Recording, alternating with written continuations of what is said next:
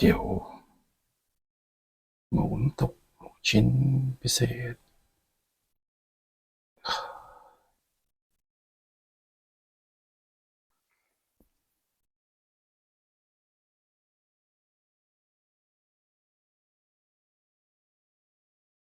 สวัสดีครับผมพบกับช่องกินเพลินชนะครับผม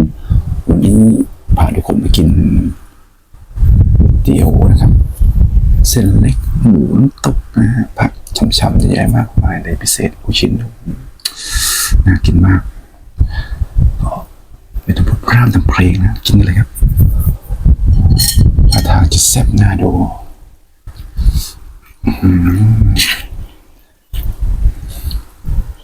เส้นเลื่อนแล้ว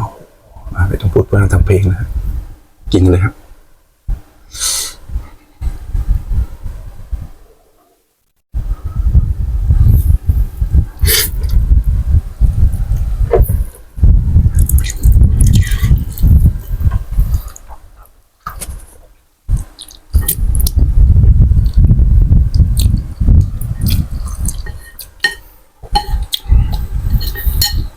เส้นนุ่มลื่นมากเลยครับ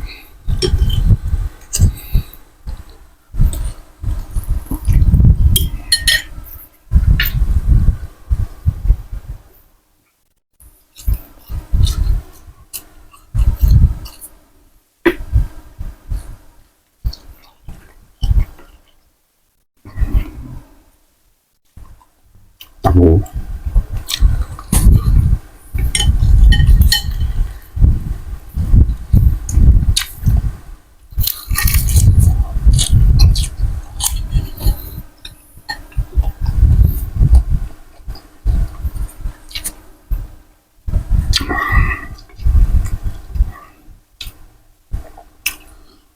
หูฉ่ำๆเลย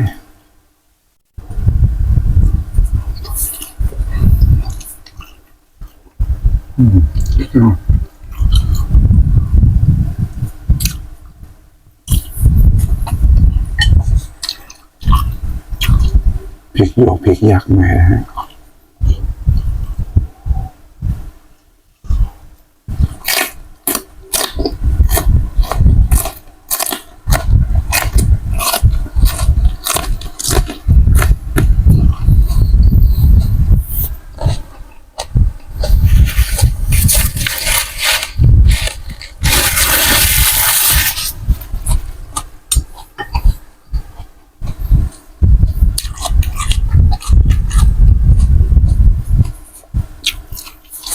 ไม่เผ็ดนะมีกลิ่นเผ็ดนิดๆแต่ว่าอร่อย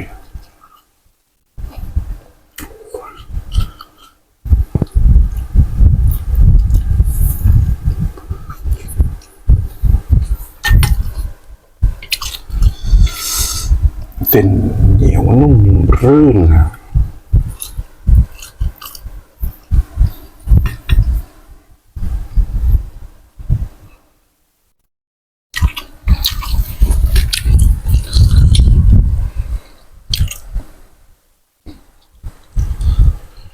ไข่ต้มครับไข่ต้มยางมะตูม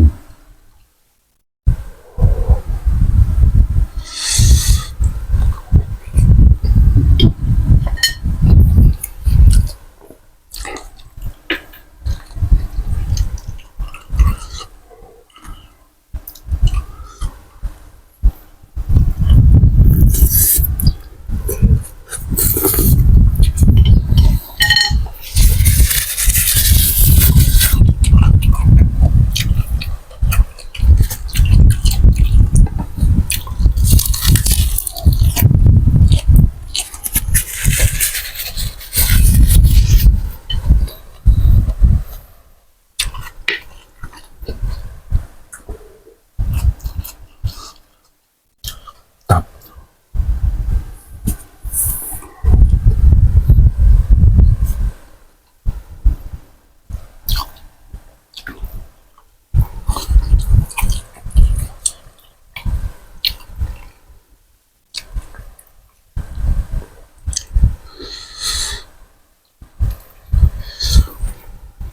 อร่อยฟินมากเลย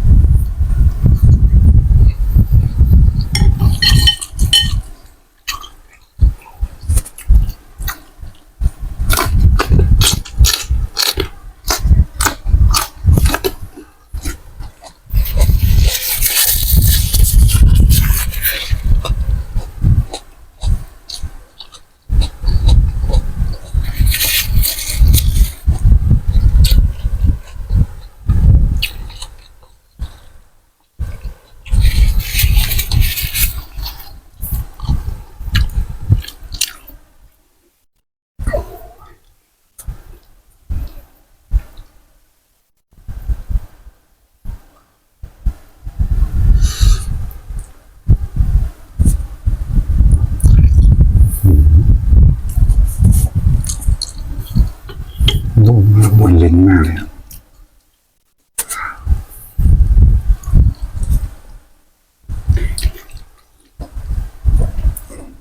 ชิ้น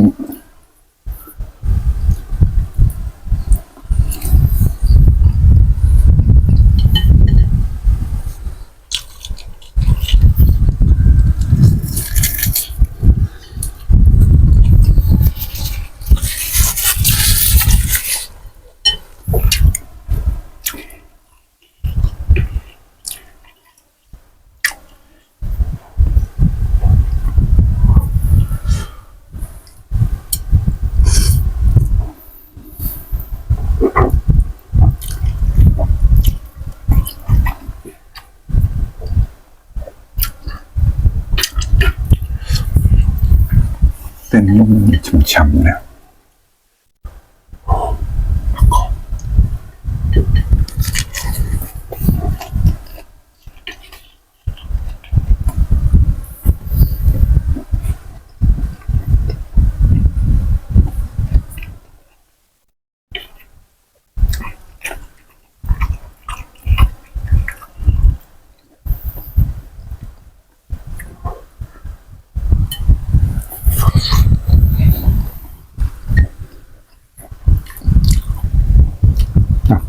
ตับเด้งๆนะ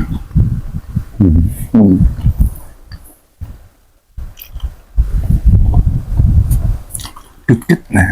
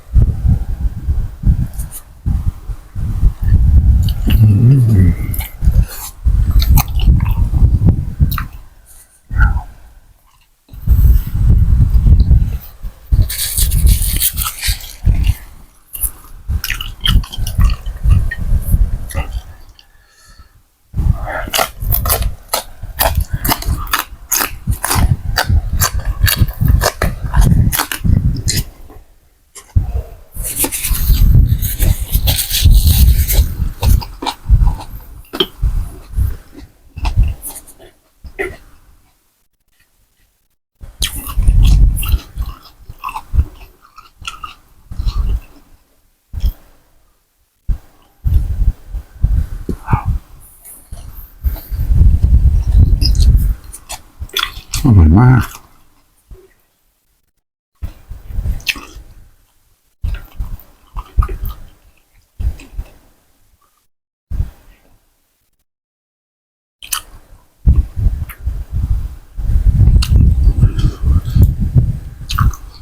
กับหมูเด้งๆนะ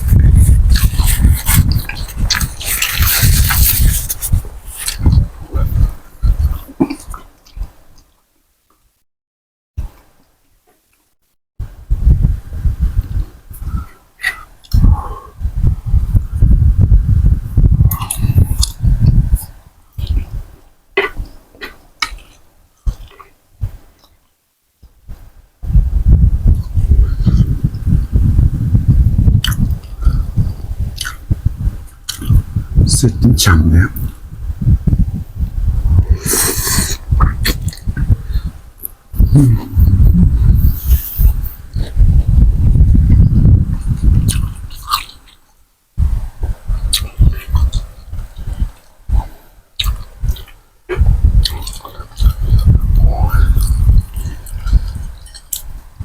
มากมาย